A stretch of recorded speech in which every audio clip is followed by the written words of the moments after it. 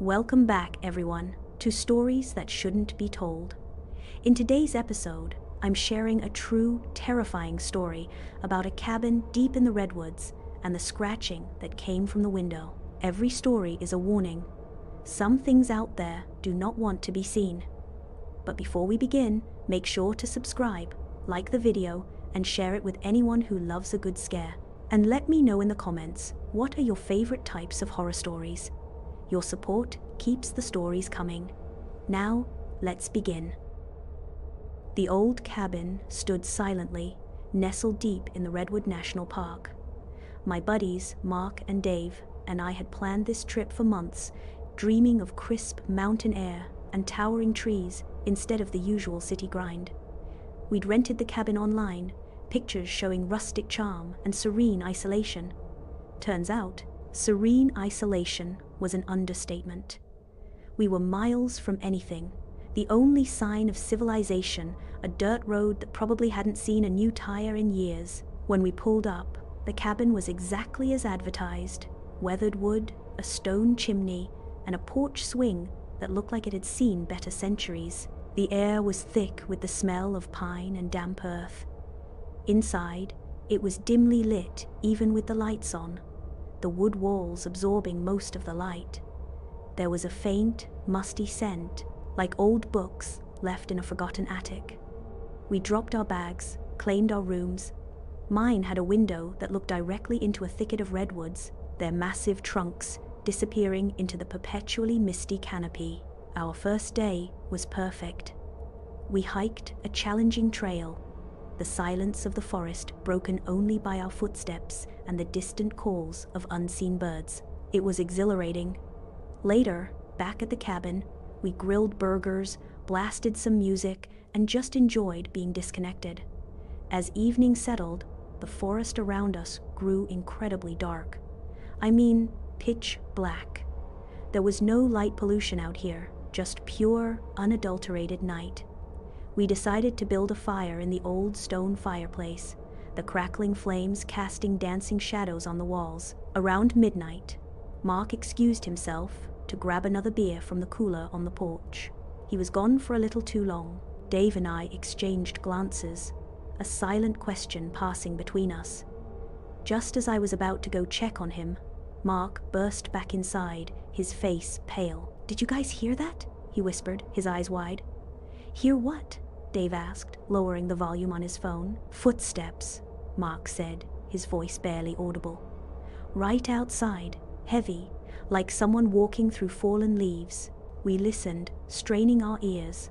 Nothing, just the wind rustling through the colossal trees.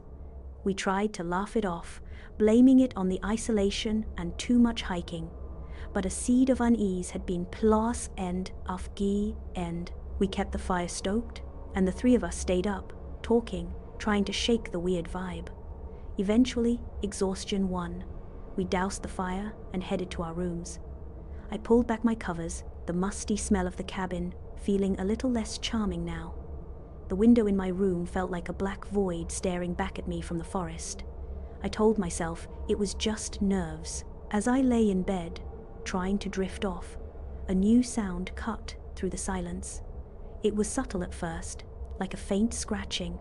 I tried to convince myself it was a branch rubbing against the window pane, or maybe an animal. But it wasn't consistent.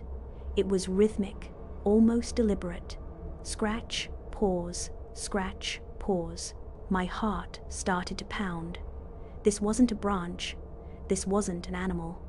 This sounded like fingernails, or something equally sharp, dragging across wood. My window. I slowly, cautiously sat up, my eyes fixed on the dark outline of the window. The scratching stopped. I held my breath, every muscle tense. Then I heard it again, louder this time, unmistakably coming from my window. I wanted to scream, to wake Mark and Dave, but my throat was tight with fear. I just sat there, frozen, staring at the window, as if my gaze alone could keep whatever was out there from coming in. The scratching resumed, this time joined by a soft, almost imperceptible tapping. My mind raced. What was it? Who was it? We were in the middle of nowhere. Suddenly, the scratching and tapping stopped. A new sound filled the air, a faint whisper, so low I could barely discern it. It sounded like a voice, but distorted, elongated, as if it was coming from deep within the forest itself, yet right outside my window. I couldn't make out any words, just a guttural, drawn-out murmur that seemed to coil around me. Then, there was a thud against the side of the cabin, a dull impact that made me jump, followed by another and another, moving slowly along the wall, heading towards the front of the house. It sounded heavy, like something large bumping against the wood. I finally found my voice, a choked gasp for Mark. I flung myself out of bed and stumbled towards his door, pounding on it with all my might, screaming their names. Mark and Dave burst out of their rooms, bleary-eyed and confused. "What the hell is going on?" Dave demanded, rubbing his eyes. "Something's outside," I stammered, pointing frantically towards my window. It was scratching and whispering. We all gathered at my window, peering through the darkness. The moon was obscured by thick clouds, casting the forest in an oppressive gloom. We saw nothing. "Are you sure?" Mark asked, his voice laced with skepticism, though his eyes were still wide from earlier. "Yes, I swear." We decided to check the perimeter, cautiously stepping out onto the porch. The air was cold, damp, and heavy, with an eerie silence. The only light was from our phones. We walked around the cabin, inspecting the walls, the windows, the ground. Nothing.